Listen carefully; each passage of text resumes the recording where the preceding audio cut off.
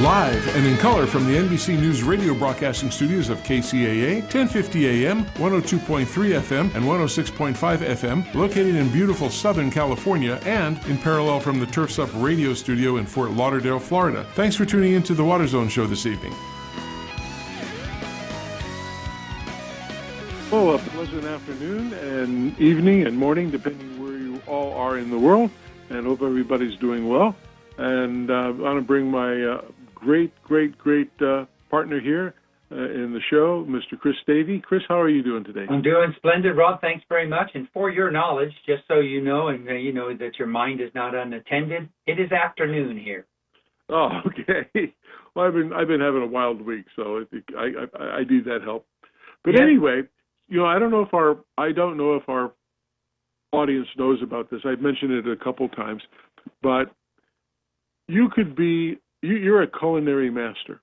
Thanks. And I've tasted your food, and it's awesome. You could get a job in any 5-star restaurant cooking. I'm telling you, and you know I've told you that many times. And so I appreciate that. I put myself through college cooking. So wow. That's what. Well, you did both.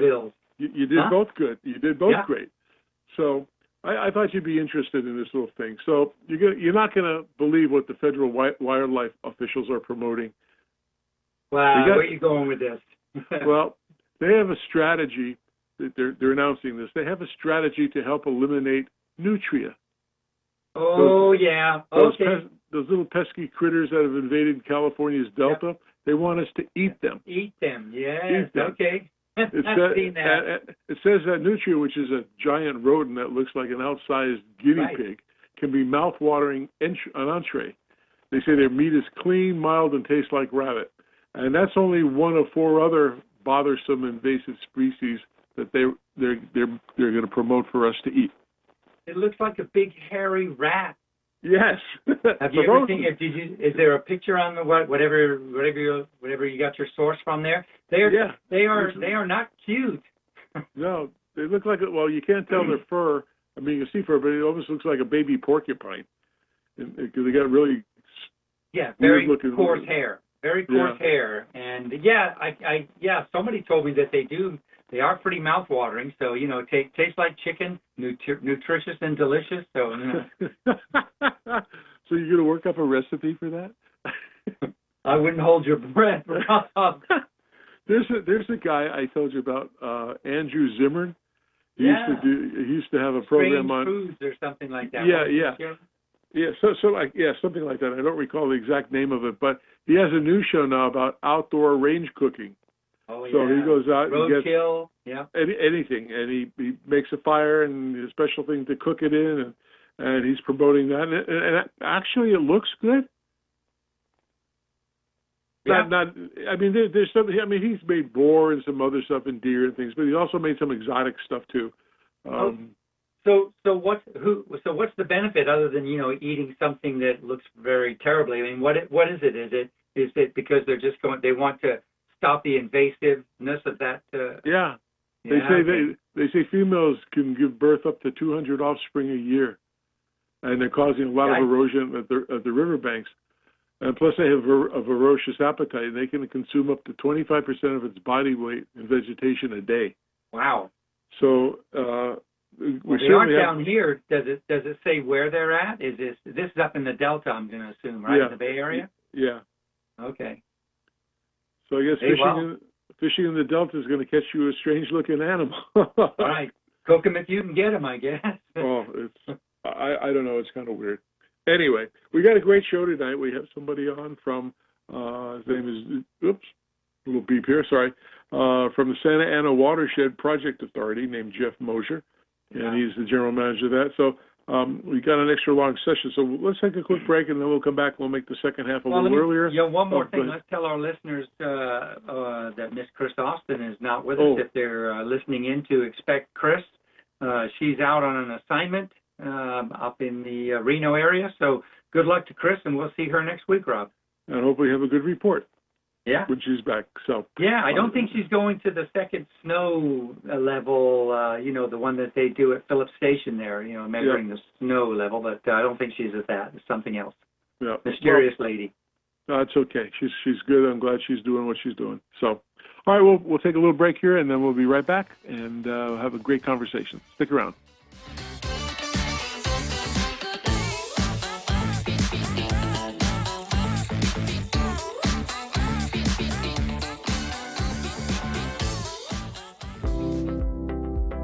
One of the most time-saving tools I found for my customers is our app and our e-commerce feature. So customers actually have the ability to view all of their quotes in one place. If you contact your Site One seller, you'll be able to log into your account and see all your quotes in one place. And instead of jumping on the phone or waiting for your seller to call you back, you can approve it right from the website, and it will send a message to your sales rep to get it on order and reserve the material.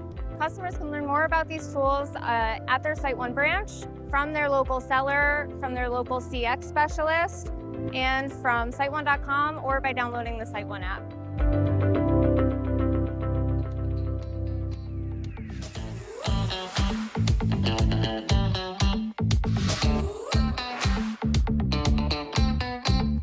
Welcome back to the second half of the Water Zone Show. I'm Rob Starr along with Mr. Chris Davey, and we're the hosts. And we have a very, very, very special guest today, a gentleman named Jeff Mosier.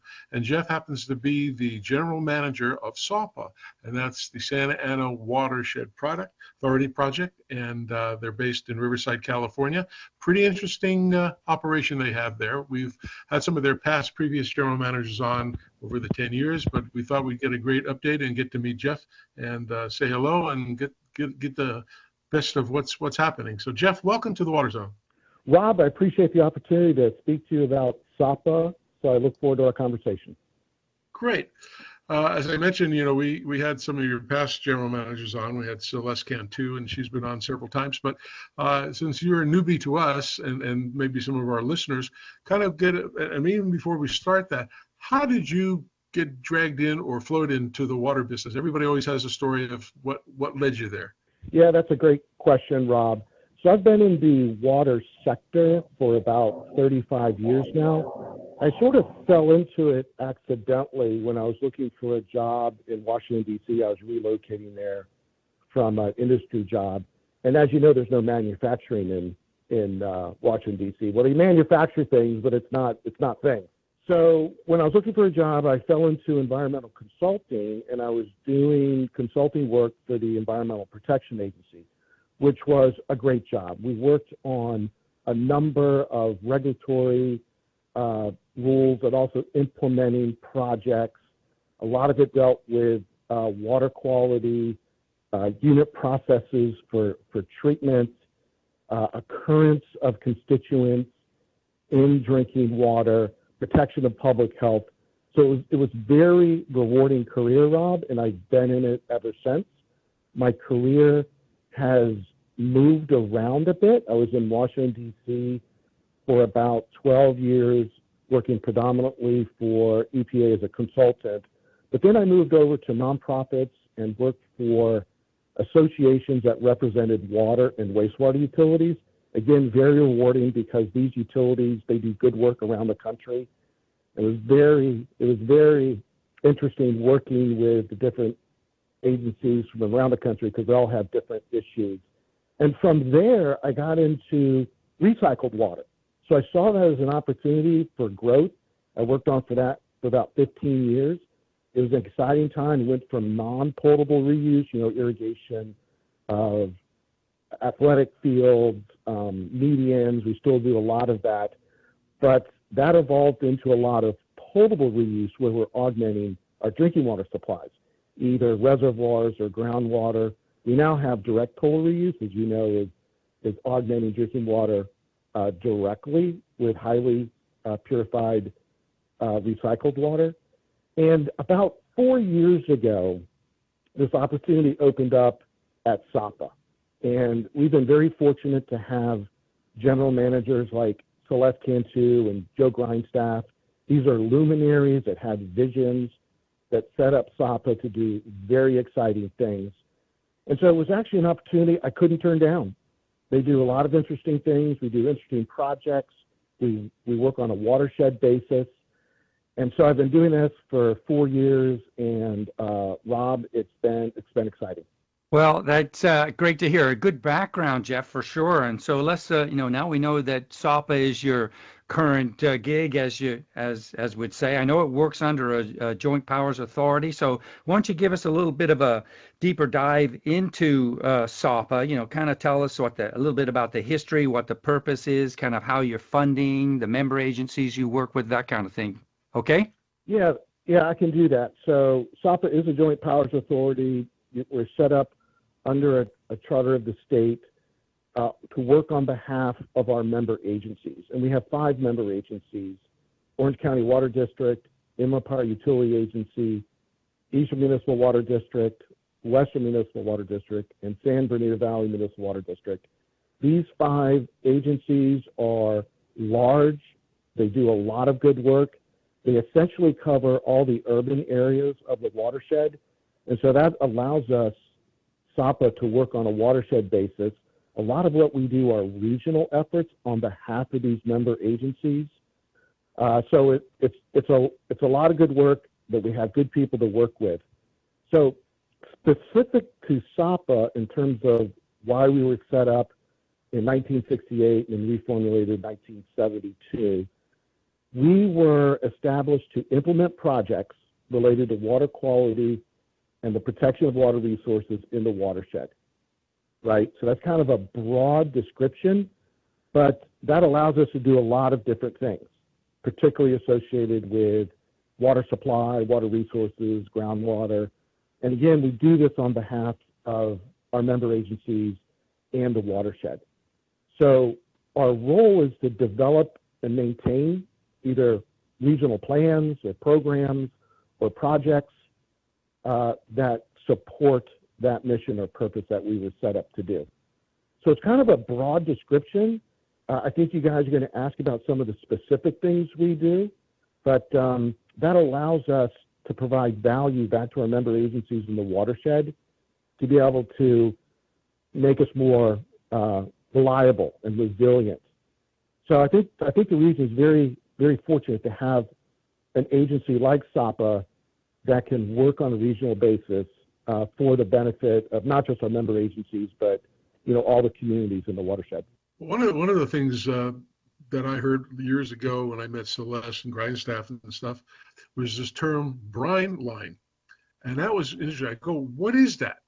How valuable is it? And I learned a lot about it, but maybe you can fill us in on how that started and what you're doing today and how much salt that you take out of water and so forth. So the Inland Empire Brine Line is a wastewater collection system for the upper watershed.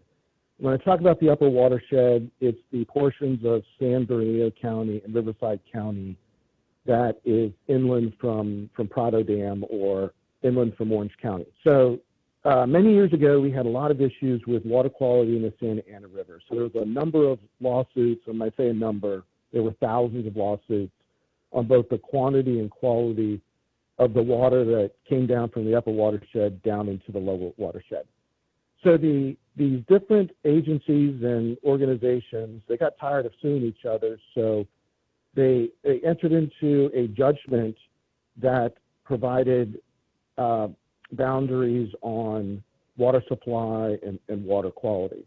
One of the things that came out of that judgment was setting up SAPA to play a role in implementing projects, again, on water quality and water resources that support how that judgment's implemented. So one of the big issues is salinity. So there's a lot of salinity sources, whether it's rising groundwater, saline groundwater, discharges from POTWs, ag return flows, from irrigation of ag land that ends up back in the river. And so we need to manage TDS, total dissolved solids, or salinity, on a regional basis. Our regulators, the regional board, the Santa Ana Regional Board, has regulations for us now that we have to meet. And so the brine line is a collection system of concentrate from groundwater desalters. So we desalt groundwater for water supply, but we have to manage that concentrate from the reverse osmosis processes. So we have millions of gallons of production of groundwater desalters in the upper watershed. All the concentrate from the production goes into our brine line. But we also take salty wastewater from industry and commercial businesses. So these are businesses that have processes that result in highly saline water that we want to keep out of our wastewater plants. We want to keep those salt sources out of our wastewater plants because we want to recycle that water, and high salinity in wastewater renders recycled water harder to do. It also keeps salinity out of the Santa Ana River and its tributaries. So that's a regulatory requirement. So it's protection of water resources for habitat, for endangered species, ecology. And a lot of the water that comes down the Santa Ana River ends up getting recharged by Orange County Water District into their groundwater basin down there. And so we need the salinity to be manageable to be able to do those things.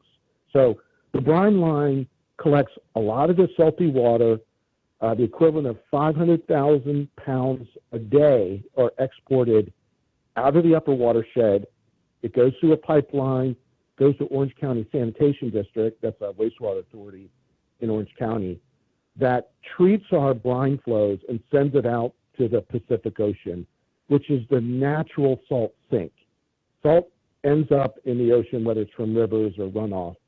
And so we're just engineering that process to keep the salinity out of our groundwater supplies, recycled water, out of our surface water, our rivers. So it's a huge benefit. And it also allows those commercial and industrial dischargers to remain in our region. Otherwise, they'd have to move out, or they'd have to stop operations, or they would have to install expensive treatment to remove salinity. So the brine line, I think, has a huge economic value for water supply, for industry. We fly into the radar screen. Not many people know about us, but it provides a very useful role in supporting the economy of the watershed. Pretty interesting. I couldn't believe the amount of salt that they take out every single day. That's just huge. That's 250 tons per day. Every day.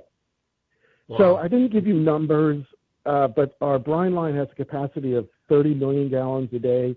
We currently run about 13, 14 million gallons a day. So that's a lot of water. And so all the salt that's in that water gets exported out. So we have the ability to expand this by another 15 MGD that we're planning on now. We're doing a master plan on the brine line to make sure that we're set up to continue to improve and expand the brine line for the next 30, 40 years. Is it, just quickie question, are there any inland desal facilities that you connect to? Well, not fracking per se, but we have 7 desalters. So these are facilities that extract saline groundwater. So groundwater that otherwise we could not use for drinking. And we remove the salt through a process called reverse osmosis. And then that water is used to augment our water supplies, which is very important because that water is always there. It's reliable. It's there 24 hours a day, 7 days a week, 52 weeks a year. It's not dependent upon rainfall.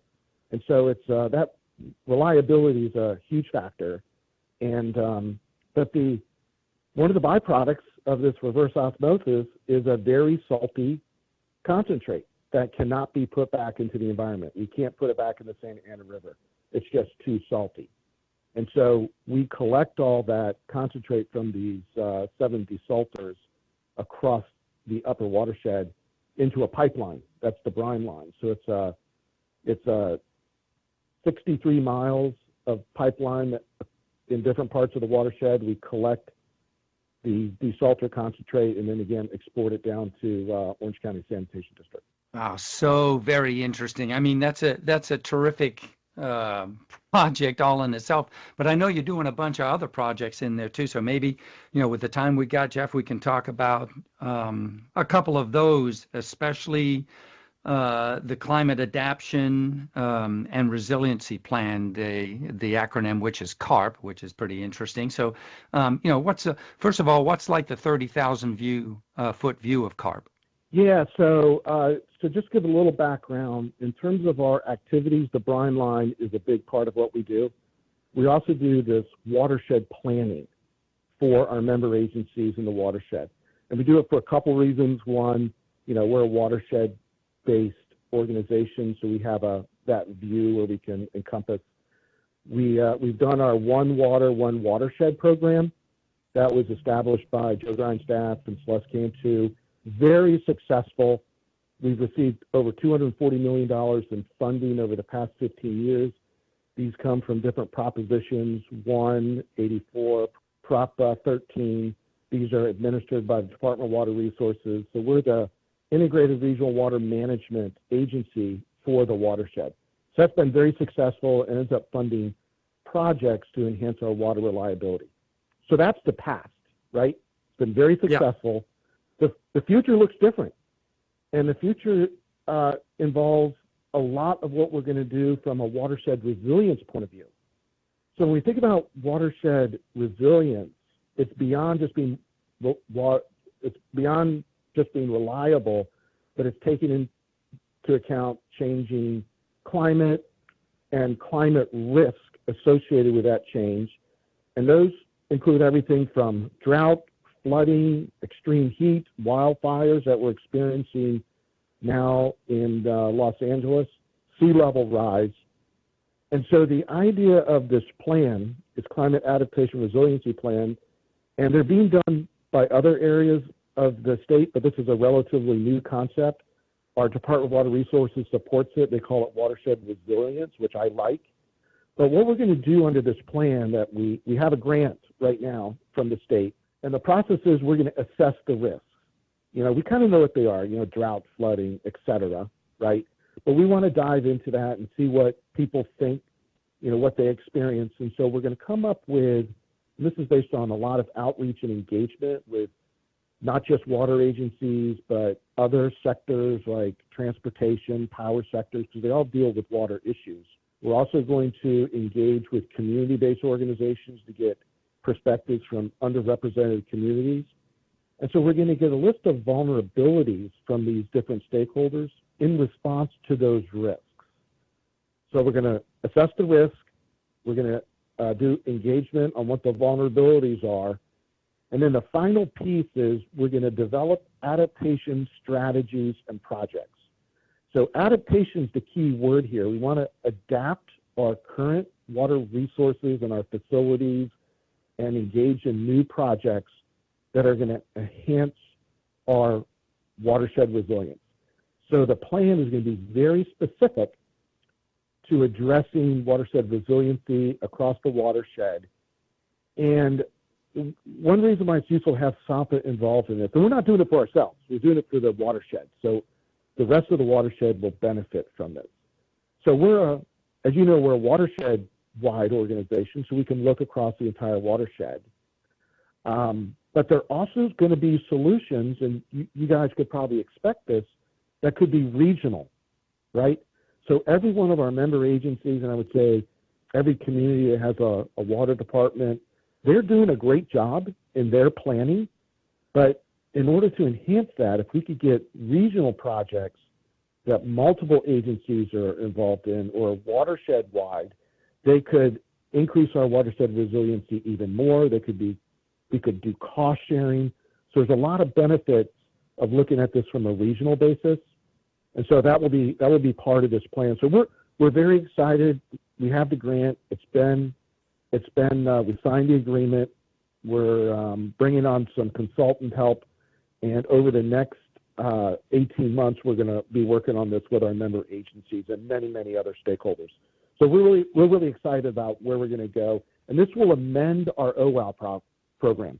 So we're going to build on what we've already accomplished through our One Water, One Watershed, and then add to this watershed resiliency component. So we think this is where we want to go. It could end up positioning the region for more grants from the state.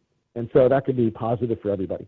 Pretty exciting projects that you're working. I know back about a couple of years ago, I think it was in 2020, that you guys got involved in what we call cloud seeding and program, and that was a pilot program. I believe it's still going forward or still doing things. Can you fill us in on that? Yeah, I sure can. So again, this is an example of a regional project. Like, no one agency would probably take on cloud seeding. They're usually done by counties or even state agencies in other states like Idaho, Wyoming, Colorado. It's not a new technology. It's been around. There are other projects in California. Santa Barbara's had one for 3 decades. San Luis Obispo has a cloud seeding program for about 3 years. It's done in the Sierras, mainly for increasing water supply for hydropower, behind dams. So our commissioners, we have a board of commissioners that represents each of the member agencies. They asked us to look into this as a possibility of enhancing a local water supply. So the thing about cloud seeding, you cannot measure the benefit directly. So you cloud seed with an inert constituent called silver iodide that increases ice formation in clouds, which then falls as ice or snow in higher elevations. We target higher elevations of the watershed. But you could ask, well, was it going to snow anyway, right? And so they are commissioned, because they don't want to waste money, right? They're willing to invest in things that work. So they asked us to do a pilot program, and because because of the uncertainties associated with cloud seeding and just weather in general, it's a 4-year program. We have a grant from Department of Water Resources, Proposition 1, to fund half of this. Our member agencies and other agencies are funding the other half. And we have a validation component to this program where we hired Desert Research Institute. So they're a PhD meteorologist, climatologist, that they're going to validate our operations. So we actually we hired somebody to do the operations. We don't do that ourselves, obviously. So DRI is going to evaluate how much additional precipitation came out of the cloud seeding operations. So we had 1 year of operations between November of 2023 to April 2024. We seeded 12 of 20 storms. We don't seed all storms. We have suspension criteria because we don't want to cause flooding or debris flows if there's a burn scar. And so we're assessing right now all the storms and the potential increases. So the preliminary results suggest that there is an increase, but we want to do 3 more years of this in order to get more information. The more years you have, the more confidence you have that there's a benefit. I will say that it increased. We're targeting 4 areas. It increased in 2 of the 4 areas. In 2 of the other areas, we didn't see an increase. So maybe it ends up that it only works in 2 areas due to the topography, things like that. So I should mention that because of the wildfires that we had in Orange County and San Bernardino County and Riverside County this summer, that there were a number of burn scars near the areas where we target with cloud seeding. And we only cloud seed during storms. You can't make clouds.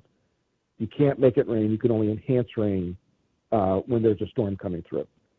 So the flood control districts who we asked for their input on this program, they notified us pretty quickly after these fires that they were concerned about debris flows from these burn scars from those wildfires. So in an abundance of caution, we actually postponed cloud seeding this year. And again, this is a study. We're not trying to create water supply per se. We're trying to study whether this works or not.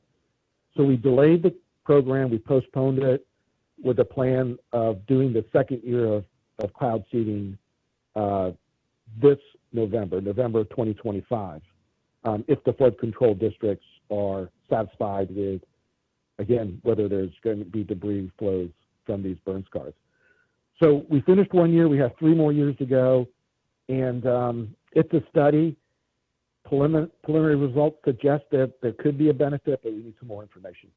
That's terrific, Jeff. I got to tell you, man, there's a lot in your bailiwick that you guys are doing, that's for sure. But I'm going to ask you a question if I can, because a lot of our listeners probably not aware of just how large the geographic territory is that you cover. For those not familiar with, the Inland Empire in Southern California, just east of the Los Angeles area. But it's a huge area, and through that runs the Santa Ana watershed. So do you have, there's got to be, I'm just asking this question, there's got to be environmental issues that you're facing there, flora, fauna issues and that kind of stuff. I know there's one that I saw a little bit about on your website, and that's an invasive tall grass that's impacting you. Can you tell our listeners a little bit about that? Yeah, so that's an area that we certainly have a particular interest. Yes, we work on water supply, but we also work on these environmental issues, and again, on behalf of the watershed, related to things like invasive species, endangered species. So there are a couple programs that we have. So one is on Arundo, and the problem with Arundo is that it grows fast and it can ends up seeding itself up and down the river, and it pulls water out of the river that otherwise we would use for recharge, or it's taking out water that's part of in-stream flows, for habitat. Plus the Arundo is taking up parts of the watershed that could be better habitat for species like Santa Ana sucker, which is an endangered species that we also work on in the watershed. So we have some funding, again, under a proposition to remove Arundo. And so we're mapping it. So we've been working on it, but this is something that may never go away completely. So we've used AI to map Arundo in the watershed. We work with various partners on Arundo removal. There's a lot of good capabilities in the watershed, but we want to come up with a regional approach, maybe a strategic plan, where instead of just fighting this, year in, year out, that we actually come up with a plan to actually try to eradicate it, maybe starting at the upper watershed and moving down through the watershed. There's a lot of Arundo in the middle Santa Ana River, in the center of the watershed, but if it keeps coming down from the upper watershed and reestablishing itself, that's a problem. So we have a couple $1 million right now that we're going to be working on this, but we want to come up with a way that makes sense, that can have the benefit for the entire watershed. So Arundo is a big one. We do something called River Walk, where we assess conditions of the Santa Ana River for Santa Ana sucker. We've been doing that for a number of years, maybe 10, 15 years. I don't know exactly. It's before my time at SAPA. But this is information that's used by Fish and Wildlife when they look at various requirements for permits. What are the conditions of the Santa Ana River for Santa Ana sucker habitat? So that's a really good project. Other things that we work on are things like PFAS, per and polyfluorinated alkyl substances. Those are the forever chemicals that are in the news that seem to be a bit ubiquitous. So regulations are going to be coming down. We're already seeing regulations in drinking water to protect public health, but we'll probably see regulations in wastewater effluent, maybe even in stormwater. So we want to understand how much PFAS is in our environment, in the watershed, and how it moves through the environment, because we think that's going to help us plan for mitigating for PFAS. This is a long-term issue. This is probably, a 10-year thing that we're going to be working on, but it's going to be a lot of money. But if we invest in this, we want to optimize that funding, be able to position for grants. So understanding PFAS out moving the watershed is going to be a big part of that. Is there, just a quick follow-up question, Jeff, if I can, are there any recreational opportunities on the Santa Ana watershed? I mean, along the river especially. I know there's a walk and bike path. Anything else? So that's a great question. So our Santa Ana Regional Board, which is part of the State Water Resources Control Board, there's 9 of these regional boards around the state. The Santa Ana Regional Board, they're responsible for our watershed. So they actually designate water supplies, both surface and groundwater, with different benefits. And one of the most stringent is municipal. That's for drinking water, so that's one we pay a lot of attention to. But a number of these surface sources are also designated as recreational benefits. And so there are, not just fishing, but there's sandy parts to the Santa Ana River, particularly in the upper watershed, that many people go on hot days or in the summer. They take their kids, and there is recreation that happens up and down the Santa Ana River. And I think that's a great objective, right? It should be a resource for communities. I mean, the Santa Ana River in many places is beautiful. And so sometimes it's hard to see it, right? And so, yes, recreation does occur. And I think that's something that, you need to plan for and consider in terms of what we would call maybe the health of the river or how the river is used. But yes, there are recreational activities that happen on the river, and that is part of our regulatory framework as well. So much stuff to talk about. It's amazing. A couple of things. Let's move a little bit away just for to understand more of your perception of the industry. Where do you see the future of water in California going? Rob, that's a big question. So one of the things that has not come up is the fact that we bring in a lot of water from outside of the watershed. Now, this isn't, SAPA doesn't do this, but our member agencies working with Metropolitan Water District, for example, as you know, they're the imported water agency for the region. But one of our member agencies, San Bernardino Valley Municipal Water District, they are a state water project contractor, so they actually bring in water on the state water project from Northern California. But water from Northern California and the Colorado River come into our watershed and other places throughout Southern California. So that's a big part of us meeting water demands. There are things happening on both of those projects, but the Colorado River system and Metropolitan Water District and others are working with other states, Arizona, Nevada, the other Colorado River Basin states, on understanding how that's going to be managed in the future. There will be changes. We're already modifying what we do in our watershed to anticipate what some of those changes would be. On the state water project, that's very dependent from year to year on how much rain and snowfall we get in the Sierra Mountains.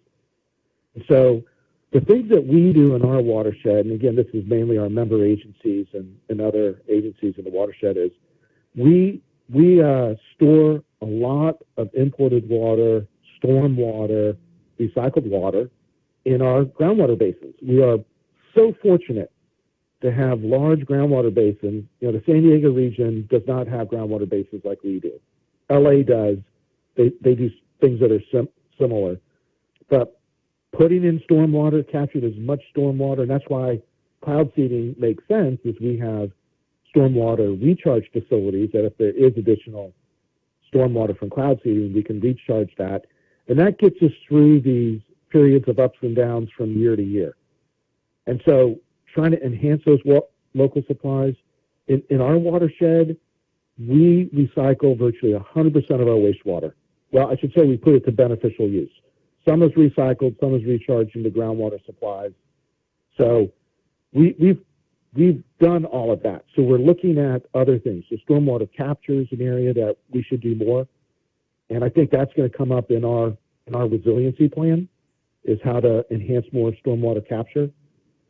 So, we're very successful in our watershed. There's been a lot of investments made in infrastructure to take advantage of local supplies.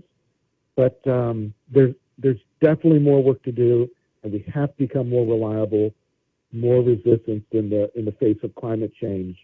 But from what I see, based on everything from what Metropolitan Water District is doing to the large water districts that are like our member agencies, to what cities are doing in terms of like conservation and recycled water. We're doing the things we need to do. So I think we're in really good shape to address the demands and challenges that we're going to be facing. But, it's going to take money, it's going to take time, it's going to take investment. Yeah, you're right. It's the devastating fires that are going on in LA County is I'm sure we're all saddened by that. I can't imagine the people going through that, the devastation. It's unbelievable. And, we have a new federal administration coming in on the 20th. But let me ask you a question. Suppose you got a phone call from President Trump and he says, I'm going to make you the czar of water in California. And he would ask you what would be, and this will be a short question. I won't expect you to give me a very detailed one like you just did. It was great. But what would you say is the top 3 issues or critical issues that need to be addressed in California for water? Yeah, that's a great question. And as you can imagine, a lot of agencies, my member agencies and other agencies in California are talking about these things. So the things that I'm hearing and I agree with is that we have to keep investing in our current infrastructure, whether it's the State Water Project.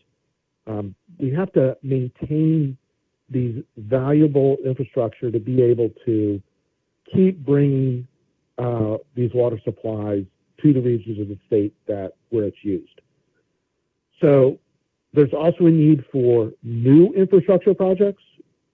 For example, there's a reservoir, Sites Reservoir in Northern California that would store excess stormwater, when we have large stormwater, it would store stormwater during those wet seasons, and then it can be released in drier seasons. Things like that would be very helpful to enhance our current infrastructure. I think that the Colorado River system, we need an agreement. We're working on that. I'm confident we're going to come up with something, but the federal government has a role. I think they've been very supportive in trying to support an agreement getting done. So if that can continue. The one thing that I do hear a lot about is as we need to do new things, whether it's ocean desal or stormwater capture, so these are local water projects, the question of funding is huge. A lot of these projects are going to make us more resilient, and that's one of the messages I hope your listeners take away from this is that we're pretty reliable, but we need to be resilient. And things like the LA fires have shown that there are these situations that occur that are going to be very challenging. So it would be useful if we could have more federal funding for these type of projects to increase resiliency and reliability. It would be useful for the state. We do have this resources bond that's going to help with funding for a number of these areas.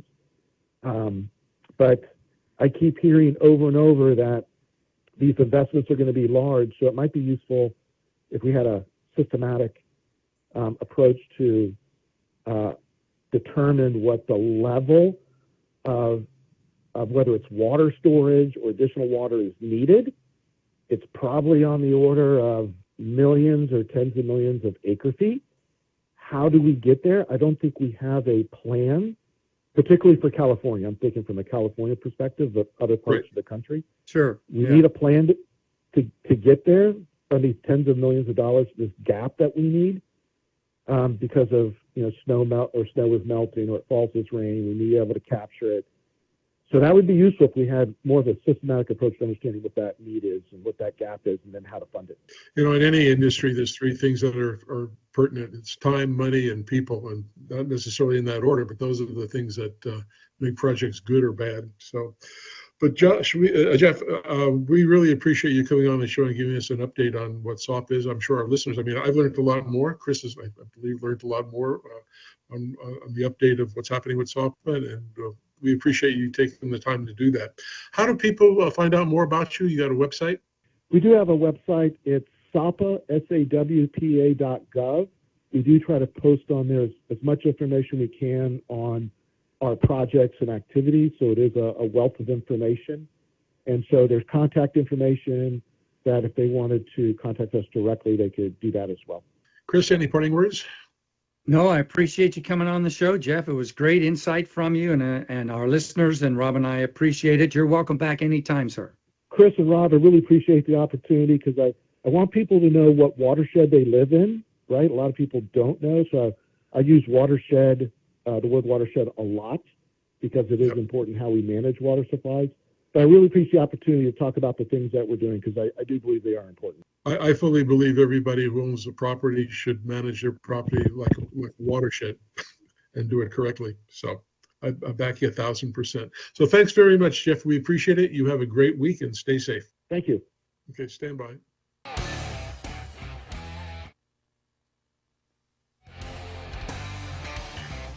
All right, Robert. Well, you heard that, buddy. You know what? I'm gonna say something, Robert, because I'm just gonna add a little bit of context to this. Just thinking myself, I'm realizing how long that SAPA or Santa Ana Watershed Project has been going on, right, since 1972.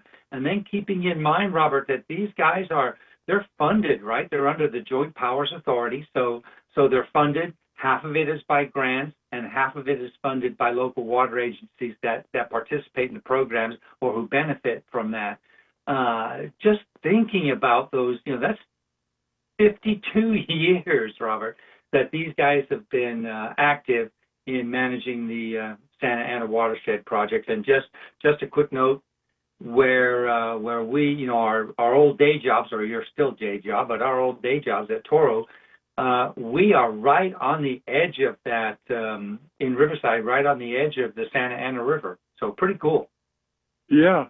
You can see facilities all the way up off the 91 freeway and such, and it's amazing. They've had Celeste Cantu was the person before him, who I knew very well, and she was remarkable. She was a great, when I say storyteller, I don't mean lying stories. I mean telling stories about water and conservation. She knew all about it as Jeff does. They got great people. Yeah, they got great people working for that organization, and they've done a great job. The brine line is certainly a unique thing, and they keep that going and using it to support the water that they need.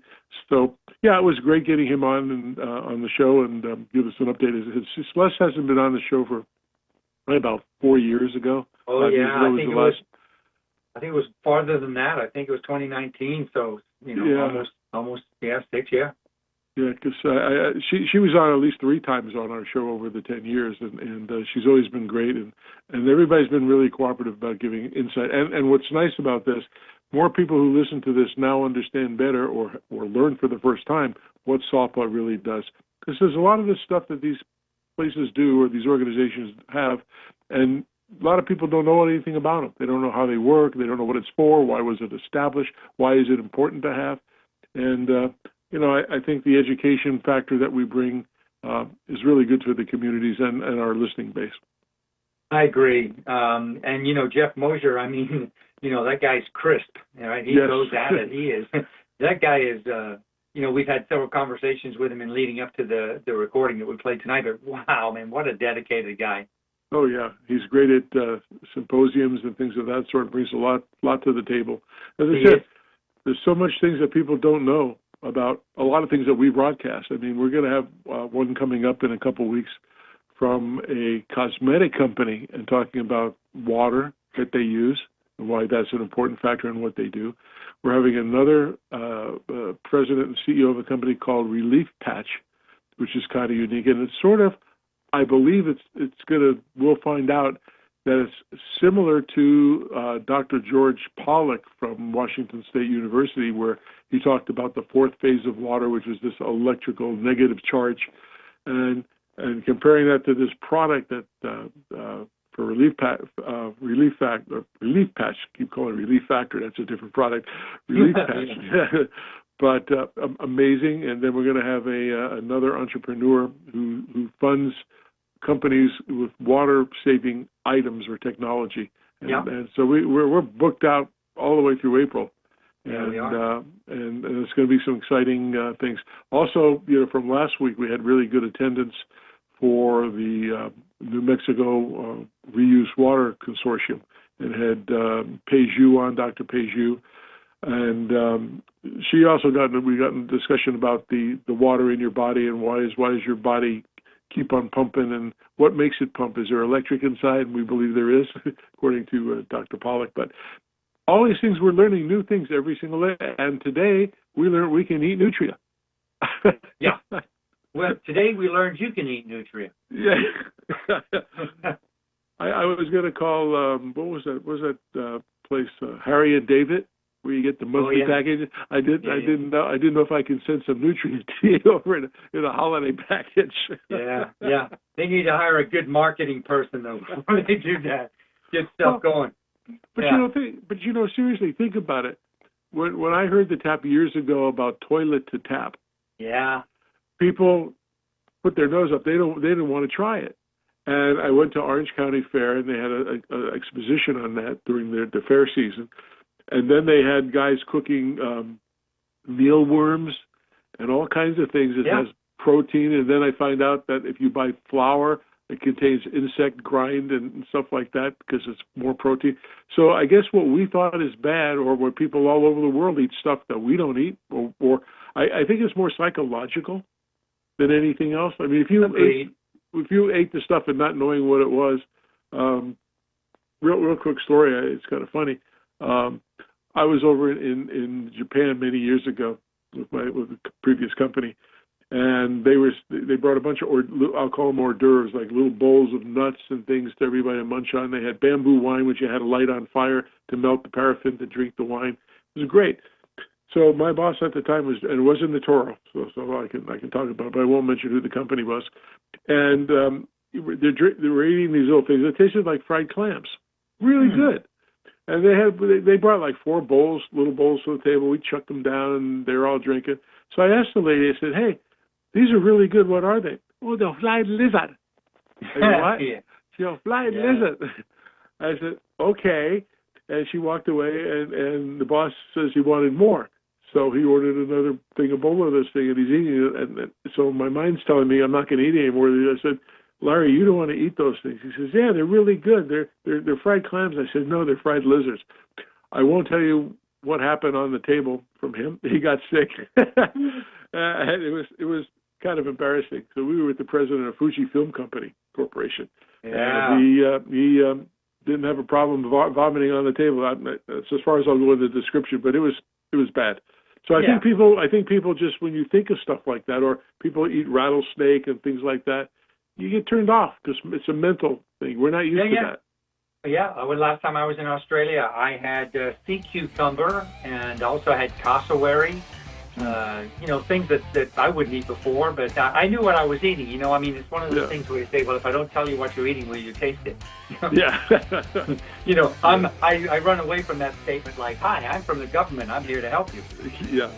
So I think, it's just a strange thing, but anyway, I thought it was a funny article, but then I guess they're serious about it. They mentioned, as I told you, there's 4 other critters that they're talking about that they're going to promote.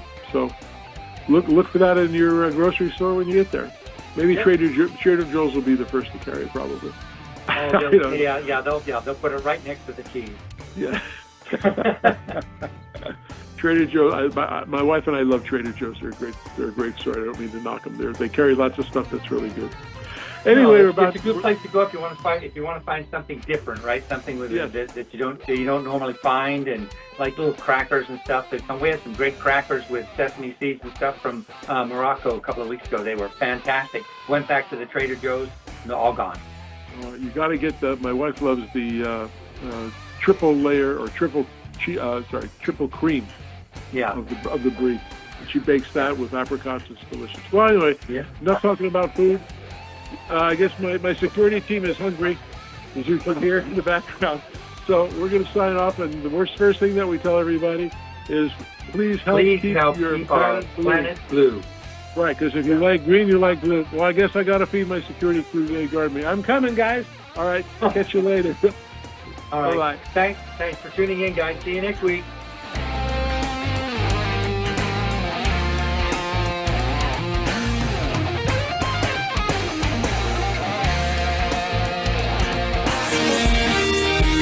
NBC News on KCAA Loma Linda, sponsored by Teamsters Local 1932, protecting the future of working families. Teamsters1932.org.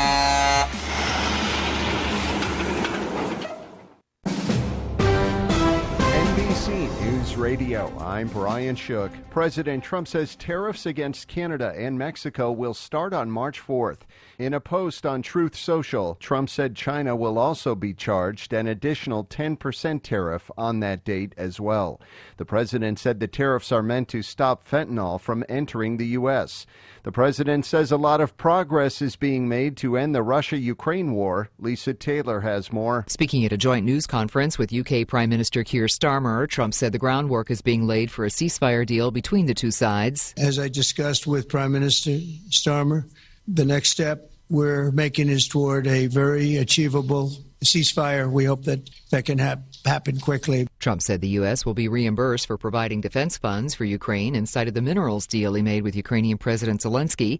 The Prime Minister brought a letter from King Charles for President Trump inviting him to Windsor Castle. I want to thank King Charles. Thank you very much, and we accept. President Trump said his administration has made historic progress